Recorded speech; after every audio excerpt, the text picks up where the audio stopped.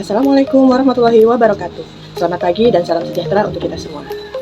Pada kesempatan kali ini, saya akan mempresentasikan tugas 3 mata kuliah Filsafat Ilmu Pendidikan dengan tema Filsafat Ilmu dan Isu Kontemporer Pendidikan Nasional.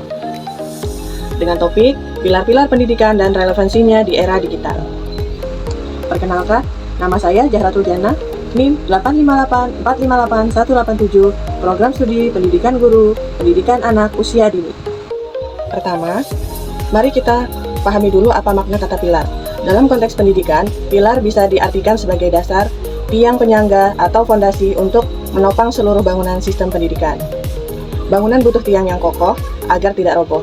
Sedangkan pendidikan butuh pilar atau prinsip yang kuat supaya arahnya jelas, tujuannya benar, dan tetap kuat. Tanpa pilar yang kuat, pendidikan hanya akan menjadi kegiatan formal yang tanpa makna dan arah. Di Indonesia, pilar pendidikan yang paling utama dan menjadi pedoman sampai saat ini adalah gagasan dari Bapak Pendidik Ki Hadjar Dewantara dengan semboyannya Ing Ngarso Sung Tulodo, Ing Madya Mangun Karso, Tut Wuri Handayani. Prinsip dasar pendidikan Ki Hadjar Dewantara ada 3. Yang pertama, Ing Ngarso Sung Tulodo, artinya di depan harus memberi contoh atau teladan, maksudnya pendidik atau pemimpin atau orang tua harus menjadi sosok teladan yang baik, panutan, dan menampilkan perilaku yang ditiru oleh anak didiknya. Bukan hanya menyuruh, tapi menunjukkan dengan perbuatan yang baik. Yang kedua, Ing Madya Mangun Karso, artinya di tengah harus membangun semangat dan inisiatif. Maksudnya, saat berada di tengah-tengah anak didik, pendidik harus mampu membangkitkan kemampuan semangat, kreativitas, dan keberanian anak untuk membuat karyanya dan tidak hanya diam mendengarkan. Yang ketiga, Tut Wuri Handayani, artinya di belakang harus memberikan dorongan yang mendukung. Maksudnya adalah pendidik berdiri di belakang untuk memberikan semangat, membantu saat kesulitan, dan mendorong anak didik agar berani melangkah maju sesuai dengan kemampuannya sendiri tanpa dipaksakan. Relevansi dan tantangan di era digital. Sekarang pertanyaannya, apakah prinsip ini masih berlaku di era digital? Jawabannya, sangat berlaku, bahkan masih sangat dibutuhkan. Mari kita analisis satu persatu. Yang pertama, Ing Ngarso Sung Tulodo. Di era digital, guru tidak lagi satu-satunya sumber ilmu.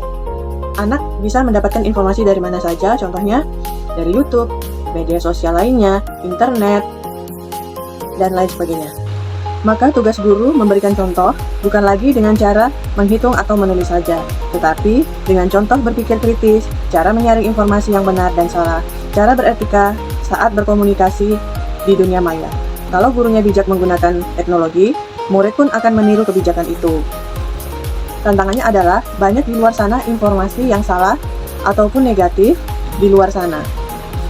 Jadi, memberikan tugas dan teladan bagi guru semakin berat dan krusial. Yang kedua, Ing Madya Mangun Karso. Di masa pembelajaran daring atau berbasis teknologi, anak cenderung lebih pasif dan hanya menonton saja. Prinsip ini mengingatkan kita, teknologi cuma alat. Tujuannya adalah membangun semangat dan kreativitas. Contohnya, kita tidak cuma suruh anak untuk menonton video, tetapi suruh mereka membuat video, membuat presentasi, atau berdiskusi melalui aplikasi. Jadi, teknologi menjadi sarana penting untuk anak aktif berkarya, dan bukan sebagai objek yang dilihat saja. Yang ketiga, Tut Wuri Handayani. Di era digital ini, setiap anak memiliki bakat dan kecepatan yang berbeda-beda. Ada yang cepat paham, dan ada juga yang butuh waktu lama untuk dapat memahaminya.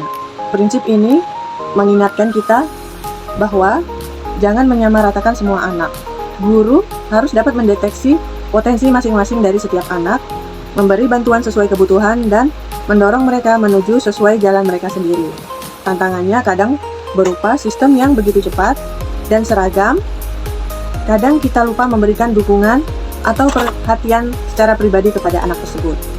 Sebagai penutup, saya akan menyampaikan bahwa pilar-pilar pendidikan Ki Hadjar Dewantara bukan aturan kuno yang harus ditinggalkan, tapi kompas atau petunjuk arah.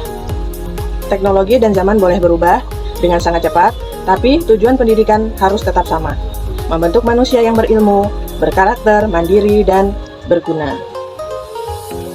Dengan menerapkan 3 prinsip ini, kita bisa menjawab masalah pendidikan nasional saat ini. Kita punya teknologi canggih, tetapi kita juga punya manusia yang cerdas, beretika, dan mempunyai jati diri bangsa. Terima kasih, demikian presentasi dari saya. Saya akhiri, wassalamualaikum warahmatullahi wabarakatuh. Selamat pagi dan salam sejahtera untuk kita semua.